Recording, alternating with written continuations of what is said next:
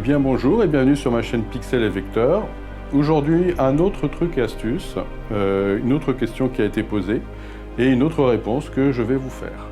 Alors, je vais vous montrer une petite astuce qui concerne en fait la colorimétrie.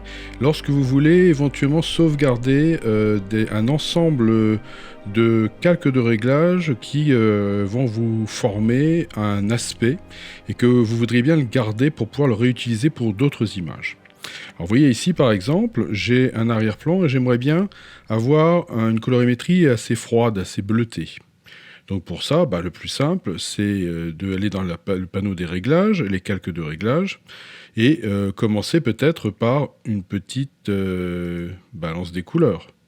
La balance des couleurs, je vais me mettre éventuellement dans les tons clairs. Je vais bouger un petit peu les bleus, voilà. Et comme les bleus, ça devient un peu rose, je vais me mettre un peu de cyan pour combattre le rose. Et vous voyez que maintenant, mes hautes lumières sont un peu plus froides. Je vais en profiter pour remonter ici dans les tons moyens, lui rajouter aussi un petit peu de bleu, mais un tout petit peu, et beaucoup plus de cyan.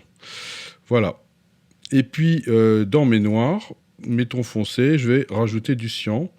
Même chose, le cyan va avoir tendance à me rajouter un peu de vert, donc je vais me rajouter du magenta pour garder un côté bleu et non pas vert. Voilà. Donc, vous voyez que ici, j'ai déjà un changement de couleur. Parfait.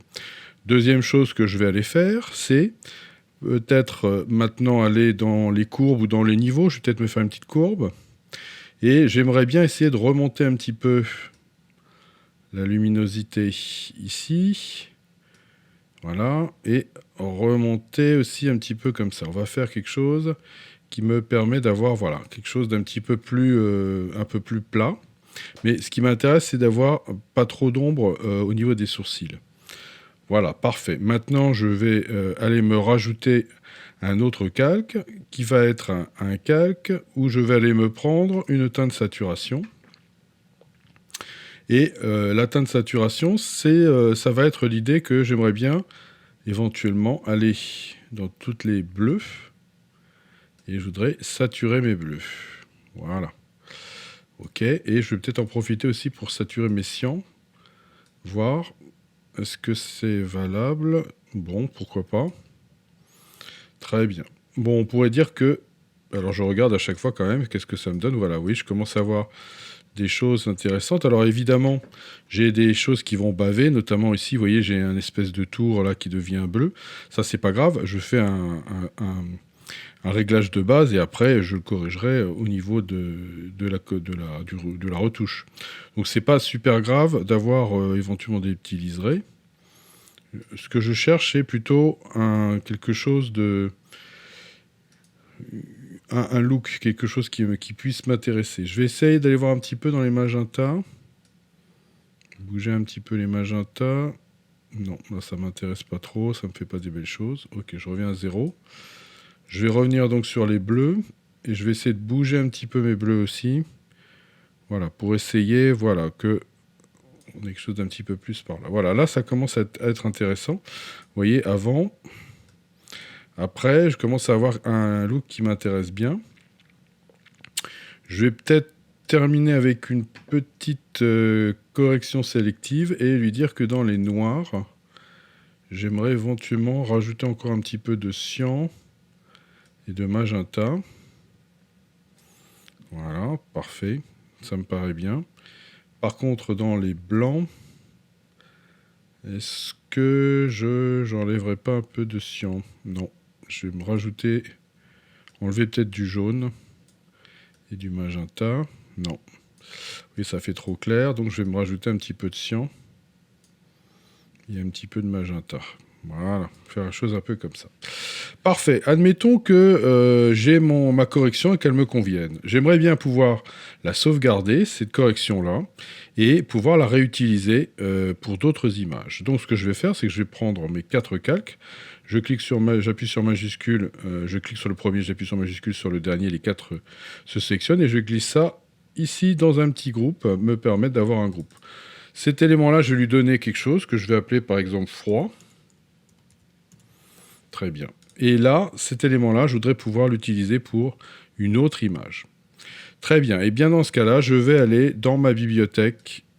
Vous voyez, ma bibliothèque CC, où je vais avoir des réglages colorimétriques qui sont déjà réglés. Alors, je vais prendre mon dossier, je vais le glisser dans ma bibliothèque, et vous voyez, on voit apparaître le réglage ici. Je n'ai plus qu'à aller le mettre dans mon groupe, dans mon dossier où j'ai déjà d'autres réglages. Vous voyez, j'en ai d'autres déjà qui sont déjà réglés, très bien. Et je peux jeter cet élément-là. Voilà, pour revenir à 0. Comment je vais faire pour l'appliquer à une image ou à plein d'autres images? Et bien surtout, il ne faut pas prendre l'élément et venir le glisser dans l'image. Si je le fais, vous voyez, qu'est-ce qui va se passer? Ben, ça va me créer en fait un objet dynamique dans lequel sont mes calques de réglage. Mais moi, je ne veux pas un objet dynamique dans lequel sont les calques de réglage, je veux directement les calques de réglage. Donc on annule ça. Et à la place, on va appuyer sur Alt, Option, et on va le glisser. Et là, vous allez voir, cette fois-ci, vous allez bien avoir votre dossier avec vos 4 calques de réglage qui vont être installés dedans.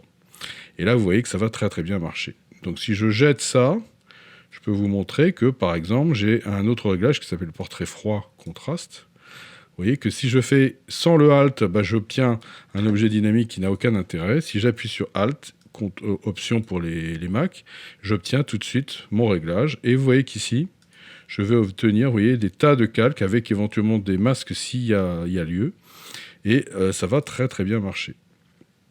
Je peux le jeter, en prendre un autre. Par exemple, je prends celui-là. Et vous voyez qu'on a tout de suite un autre élément, voilà, avec ces calques de réglage. Donc vous voyez, c'est quelque chose qui va être extrêmement intéressant, extrêmement pratique.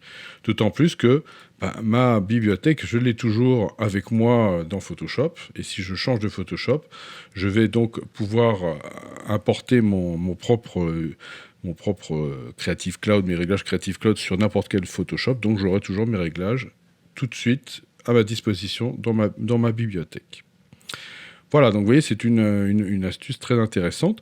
Pour ceux qui éventuellement n'auraient pas la Creative Cloud parce qu'ils n'ont pas l'abonnement, ne vous inquiétez pas, je vous montrerai une autre manière de sauvegarder aussi ces réglages-là, de manière à ce que vous puissiez aussi les réutiliser dans une prochaine vidéo. Et bien voilà, cette astuce est terminée, vous avez vu, c'est quelque chose qui vous permet quand même de pas mal améliorer les choses. Donc si vous-même vous avez des demandes, n'hésitez pas à m'envoyer une petite question sur mon commentaire, et si je peux répondre à votre question, j'en ferai une petite vidéo. Comme ça permettra de le partager au plus grand nombre. Voilà, n'hésitez pas à vous abonner à ma chaîne si ce n'est pas déjà le cas, de mettre un petit pouce en haut, ça c'est toujours agréable, et je vous donne rendez-vous dans une prochaine vidéo.